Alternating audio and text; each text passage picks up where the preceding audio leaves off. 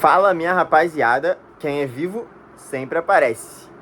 Voltei e dessa vez para fazer um resumão dessa quarta-feira agitada de futebol que foi ontem. Teve Champions, teve Libertadores, teve Copa do Brasil, teve final do Carioca. Enfim, vamos fazer um resumo geral aqui. Antes de começar o vídeo, vou pedir aquela moral de sempre. Pô, não custa nada pra você. Deixa o like aqui embaixo, se inscreve no canal se você ainda não está inscrito e compartilha o vídeo. Só jogar o link naquele seu grupo. Eu sei que você tem aquele grupo com seus amigos, com as suas amigas, que vocês falam de futebol, que vocês debatem vários assuntos. Compartilha esse link, joga lá para todo mundo ter acesso ao canal, beleza? Que me ajuda muito. E claro, deixa seu comentário aqui embaixo pra gente debater, pra gente trocar ideia, pra gente compartilhar a opinião, porque o espaço do canal tá aberto e serve justamente para isso, fechou? Feito tudo isso, vamos embora pro vídeo. Como eu falei, tem bastante coisa pra gente falar hoje e eu vou tentar ir em ordem cronológica aqui, tá? Então, começando pela Champions League, meu amigo, o que é o Real Madrid? Não vou falar dos jogos de terça-feira, mas né, também tivemos uma emocionante classificação do PSG, que eu falei lá no meu Instagram, no meu TikTok. É um vídeo um pouco mais curto, se você quiser ir lá conferir, falei um pouco mais sobre o PSG lá. Mas vamos falar aqui especificamente sobre Real Madrid e Atlético, porque foi o jogo que eu assisti. Assisti o jogo do Dortmund também, mas tem pouca coisa para falar. Uma boa virada do Dortmund, mas quero falar especificamente para o vídeo não ficar muito grande de Real Madrid e Atlético. Cara, foi um jogo assim muito tenso, né? A gente sentiu uma tensão no ar muito grande o tempo todo, assim, dos jogadores. Não foi... Tanto que é muito difícil a gente destacar destaques individuais, assim, na partida, porque o jogo foi muito tenso, muitas divididas, muitas... eu esperava mais pancadaria, para ser sincero, tá? Eu achei que ia ser um jogo mais faltoso, mais maldoso do que ele foi, mas foi um jogo muito intenso e muito pegado, assim, os jogadores não conseguiam ter um segundo para pensar, assim, um jogo muito, muito pegado mesmo. E, cara, eu achei o Atlético de Madrid melhor coletivamente, assim, eu achei que faltou um pouco de perna até pro Real Madrid. O Atlético é um time que tem um banco de reservas muito forte, que costuma marcar muitos gols. O Atlético de Madrid se eu não me engano, tinha uma estatística que 40% dos gols do Atlético de Madrid foram marcados após os 30 minutos do segundo tempo. Então é um time que tem um banco muito forte. Um exemplo, o Sorloth e o Ángel Correa, que são os dois atacantes reserva, né, que costumam jogar ali na vaga de Julián Álvares e Griezmann. Estão chegando aí a 10 gols cada na temporada, mais ou menos isso. Eu não sei o número exato, mas enfim. Então, no final do jogo, o Atlético de Madrid tinha muito mais gás do que o Real Madrid. O Real Madrid está com um elenco muito acidentado por causa de lesões. Não só isso, também escolheu ter um elenco mais curto, né? Então, assim, entrou o Brahim de opções ofensivas, né? Entrou o Brahim na vaga do Rodrigo. Em certo momento, o Ancelotti trocou a dupla de volante, que começou com Tchouaméni e Modric. Entrou Camavinga e... esqueci o outro, rapaz. A outra alteração do Ancelotti. Entrou o Lucas Vázquez e o Valverde passou para o meio de campo. Exatamente. Então, assim, o Lucas Vázquez não é uma opção ofensiva, né? Acabou fazendo a troca ali com o Valverde. Ou seja, do meio para frente, as opções que o Ancelotti tinha eram Camavinga, o Brahim e os dois garotos, o Endrick e o Arda Güler. Basicamente isso. O Arda Güler foi o único que não entrou, né? Então, o Camavinga entrou muito bem no jogo. Ali no lugar do Modric. E depois o Brahim entrou bem também. Eu achei que faltou um pouco de finalização, um pouco mais de ser decisivo pro Brahim. Eu acho que algumas bolas caíram ali no pé direito dele, que não é o bom, que ele poderia ter finalizado. Ele acabou tentando dominar para trazer para a esquerda e perdeu tempo, ou tentou dar um toque a mais. Achei que faltou um pouco mais do Brahim ser incisivo na parte ali decisiva do jogo. Mas o Atlético de Madrid, né, sai na frente muito cedo, cria mais oportunidades. Courtois faz as 6 ou 7 defesas, se eu não me engano. O Real Madrid pouco assustou o Oblak com a bola rolando, mas claro, teve o lance do pênalti numa jogada legal, um contra-ataque do Real Madrid, né? O Atlético de Madrid tem essa característica de contra-atacar. O Real Madrid teve a oportunidade de contra-atacar. O Bellingham acelera o passe pro Mbappé. O Mbappé dá 2 dribles ali espetaculares na zaga do Atlético e sofre o pênalti. E o Vinícius Júnior, que é o cobrador, foi pra bola e bateu muito mal, né? Foi o primeiro pênalti perdido pelo Vinícius Júnior com a camisa do Real Madrid. E, cara, aí eu queria fazer uma observação um pouco mais pessoal aqui, né? Sobre o Vinícius Júnior. Porque, cara, o Vini é um cara que, assim, ele costuma não se abalar com partidas ruins, com erros e tudo mais, né? É um cara que, inclusive, desde que chegou no Real Madrid, ele é um cara que sofria muito com os erros nas finalizações, até erros de dribles mesmo. Na época viralizava muitos memes do Vinícius Júnior tentando driblar e se enrolando com a bola, e perdendo a bola, era um cara que dava pouca continuidade ao jogo, o que é muito pedido lá na Europa. Ele, sei lá, de 20 bolas que o Vinícius Júnior tocava, ele perdia 10. Isso é muito ruim, você perder a metade das bolas que chegam até você, as jogadas morrem muitas vezes. E ele foi um cara que não se intimidou e continuou partindo pra cima quando a fase estava ruim, antes dele virar o craque que ele é hoje. E é um cara que sempre partiu pra cima, mesmo fazendo partidas ruins. E o Vinícius Júnior tem uma característica que ele, quando acerta a primeira, aí esquece. Ele pode estar fazendo um jogo ruim, o lateral, o zagueiro adversário, engolindo ele na marcação. Uma bola que o Vinícius Júnior passar, ele acende no jogo e aí fica imparável. Um exemplo muito bom foi na final da Champions do ano passado, né, contra o Borussia Dortmund, onde o Ryerson fazia uma partida muito boa, muito segura contra o Vinícius Júnior. Ele acerta aquela jogada, aquela caneta lá na perna da bandeirinha de escanteio, e depois ele acaba com a partida. Então, e cara, eu sinceramente, depois do pênalti perdido, eu falei, cara, agora a torcida do Atlético de Madrid, claro, eu não vou nem entrar aqui no mérito do racismo, porque isso aí a gente já tá cansado de falar e, enfim, chega a se, como eu posso dizer, a gente fica enjoado de ter que falar sobre isso todas as vezes, mas enfim.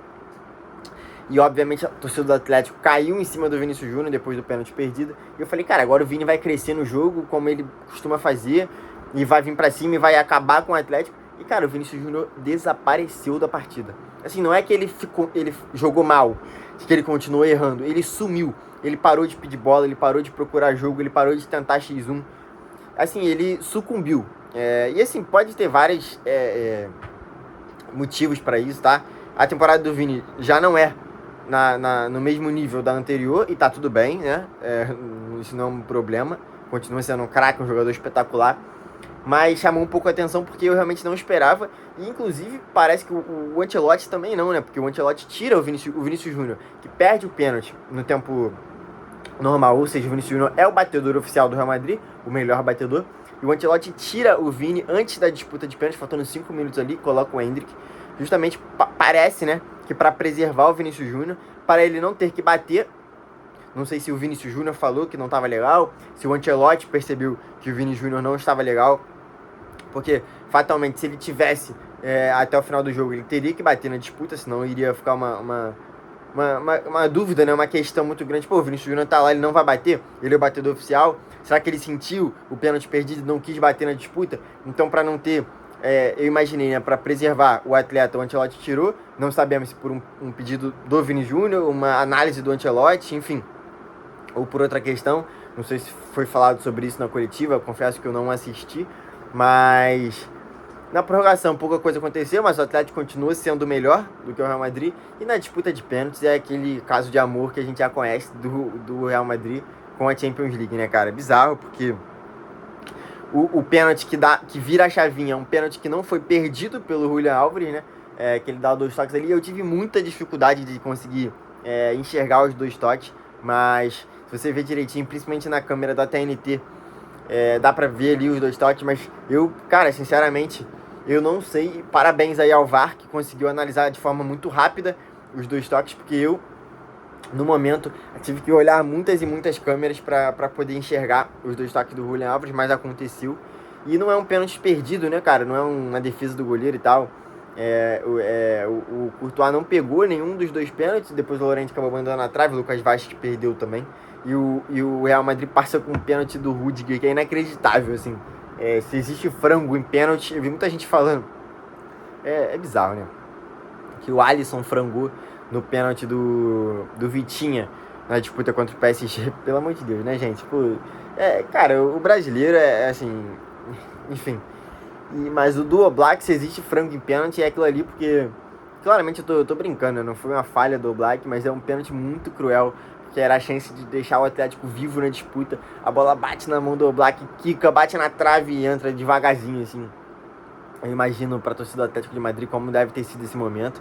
E o Real Madrid passa, muita festa lá dentro do Riad Metropolitano, a provocação do Vinícius Júnior com as 15 Champions, enfim, aquele clima legal, né, de derby. Nessa parte que eu tô falando em relação às provocações, claro que o clima lá nunca é legal pelo que o Vinícius Júnior costuma sofrer, mas essa provocação do Real Madrid foi legal, mas eu acho que é um alerta que a gente tem que ter, porque esse derby aí tá passando um pouquinho dos limites. Já passou há muito tempo, né? Tem boneco do Vinícius Júnior pendurado, enforcado pela cidade, todas essas coisas, enfim.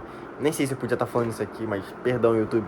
Mas, enfim, já passou dos limites há muito tempo. Tinha dado uma acalmada aí nos últimos tempos, mas parece que o clima tá ficando muito hostil de novo, fugindo totalmente da bola, assim. Mas, enfim, o que a gente vai esperar de La Liga, não é mesmo? Mas é isso. Passou o Real Madrid, agora vai pegar o Arsenal nas quartas de final. E podemos ter um confronto entre Real Madrid e PSG nas semifinais da Champions League. O reencontro de Mbappé com o seu antigo clube. Uma reedição, né, daquelas quartas de final lá, de uma daquelas viradas espetaculares do Real Madrid em 2022. Enfim. Vamos falar agora de Copa do Brasil. O Grêmio passou no sufoco contra o Atlético. Meu Deus, que jogo maluco. O Grêmio toma, né, 1-0. Eu não vi o jogo, peguei só o finalzinho da partida. Mas um 3-3 muito louco, assim. O Grêmio sai perdendo, vira o jogo, fica com um jogador a menos, toma um empate. Num gol do João Lucas, lateral do Grêmio, bizarro, assim, a falha do goleiro. E aí o jogo tá 2-2, o Atlético pressionando, né? O Grêmio ali doido pra levar já pros pênaltis. Se falava em colocar o Volpi, que passou contra o Juventude, passou contra o São Raimundo também na outra fase da Copa do Brasil. Vale a pena tirar o Grande pra botar o Volpi pra disputa de pênalti. E do nada o goleiro do Atlético faz outra lambança. O Arizo acaba marcando ali. O goleiro sai muito mal do gol, o Arizo chega antes, dá um toquinho, tira do goleiro e empurra pro gol vazio. E agora, então beleza, o Atlético vai passar e tudo mais, o Grêmio vai passar e tudo mais. E aí o João Lucas, meu Deus... O cruzamento era literalmente o último lance do jogo. Era só afastar a bola, acabar e comemorar uma vitória heróica do Grêmio, o imortal que nunca morre. E o João Lucas vai me tirar a bola e faz um gol contra bizarro também. Ele tinha feito um gol a favor bizarro. O goleiro do Atlético entregou 2 gols. O João Lucas faz um gol contra no último lance do jogo. E vamos para os pênaltis. E o imortal, e o Atlético, pô, chega jogando em casa, a torcida do Atlético apoiou bastante, provocou, tá? A disputa de pênalti foi logo na frente da torcida do Atlético. Então, assim, os jogadores do Grêmio devem ter ouvido um monte, o Gabriel Grando deve ter ouvido um monte. E, cara, foi uma boa disputa de pênalti, tá? Ótimas cobranças pros dois lados. Os goleiros nem saindo na foto, o goleiro do Atlético provocando demais, ele tinha falhado 2 vezes. Durante a partida, os jogadores foram lá, deram uma confiança para ele. Ele provoca em todas as cobranças do Grêmio e não acerta o canto em nenhuma. E o Grêmio acaba passando, né? Converteu todas as cobranças e o jogador da Atlético perdeu. O Gabriel Grando pegou e o Grêmio se classificou mais uma vez no sufoco. Meu Deus do céu, o Grêmio. O Grêmio que costuma, pelo menos me empolgou bastante. Eu não sei se cheguei a falar isso aqui no canal, mas eu comentei nas lives lá com a galera do Cariocast que o Grêmio para mim era o melhor futebol do Brasil em certo momento do ano, né? Principalmente nos jogos mais fáceis ali do Campeonato Gaúcho. Mas assim, era o nível de enfrentamento que a gente tinha. Todos os clubes estavam enfrentando times mais fracos nos estaduais, era normal. E o Grêmio estava jogando um futebol bem legal, treinado pelo Quinteiros. Mas, cara, impressionante. Assim, é importante destacar a resiliência desse time, né? É um ponto negativo, porque não precisava do Grêmio estar sofrendo para ganhar do Atlético, não precisava estar sofrendo para ganhar do Juventude, como foi, do São Raimundo na Copa do Brasil, enfim.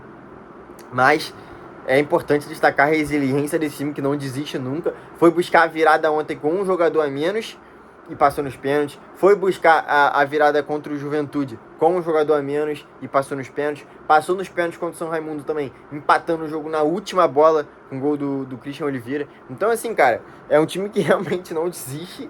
Não precisava ser dessa forma, tem que jogar mais. Mas, se dá pra olhar o copo, não vou nem dizer meio cheio, mas assim, 2/3, 1/3 cheio, o Grêmio é um time que não desiste e vai buscar os jogos até o final. Enfim, seja da maneira que for, tá conseguindo ir. Tem um Grenal para reverter um 2-0 agora lá no Beira-Rio, né? Bem difícil, é bem complicado. Em jogos como esse, isso não costuma acontecer, mas é uma final, tudo pode acontecer. E o Grêmio agora tem que devolver o placar no final de semana para tentar se sagrar campeão gaúcho. Próximo assunto, Corinthians. Corinthians não deu, né? Cara, assim, o Corinthians foi eliminado no primeiro jogo, né? Isso é muito claro, um jogo muito ruim, muito ruim. E eu acho que a abordagem do Corinthians na primeira partida foi muito ruim também, porque, cara, são 180 minutos, assim. O Corinthians, depois que toma o primeiro gol, no final do primeiro tempo, deveria voltar para o segundo tempo e impor a sua qualidade, que é muito melhor do que a do Barcelona de Guayaquil. Isso até acontece, tem uma chance lá do Memphis e tal, uma boa defesa do goleiro. Mas no final do jogo, já tá perdendo por 1-0, acabou, o jogo não tá fluindo. O Corinthians teve ali 5, 10 minutos, vamos dizer, na volta do segundo tempo. Tô falando do primeiro jogo, tá, gente?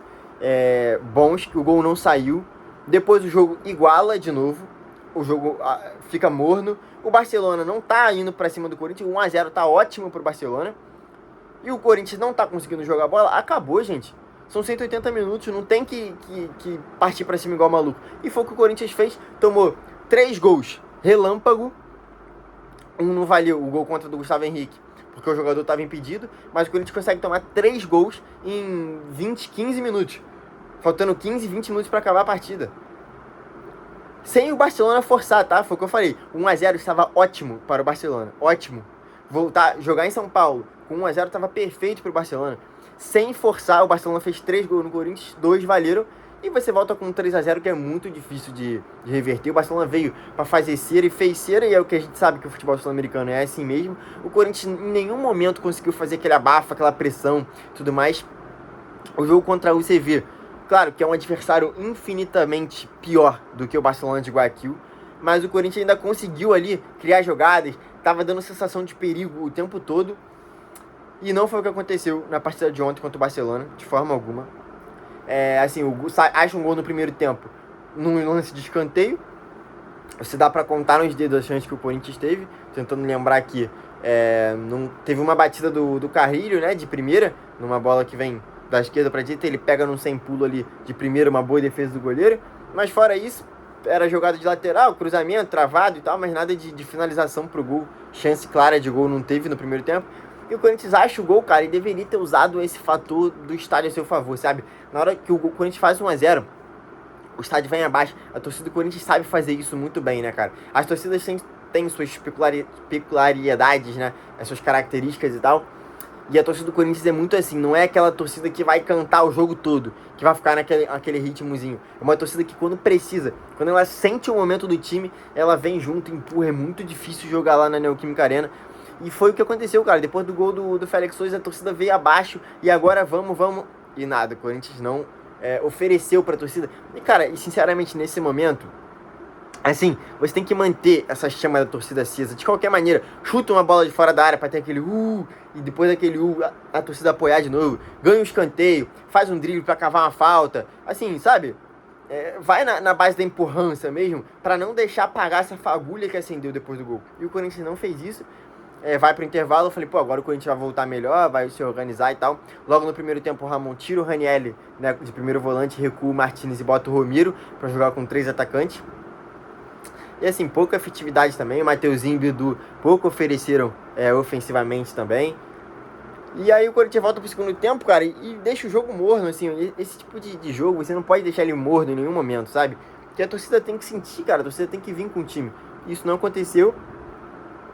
O Corinthians acha o segundo gol ali num lance de cabeça, mais uma vez, numa bola jogada pra dentro da área, um gol do Carrilho, que até assim, cara, até isso o Corinthians deu um pouco de azar, né? Porque assim, quando você faz um gol, pega a bola, bota no meio campo, vamos jogar, e a torcida vem e tal. Só que até o gol do Corinthians teve VAR, então assim, dá aquela esfriada normal e tal, né?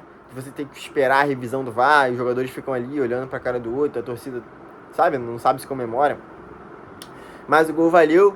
E depois o Corinthians novamente pouco fez, não aproveitou a pressão. Teve uma última bola lá do Mateuzinho, que ele domina já nos acréscimos do jogo, que ele domina a bola quicando, acaba chutando por cima.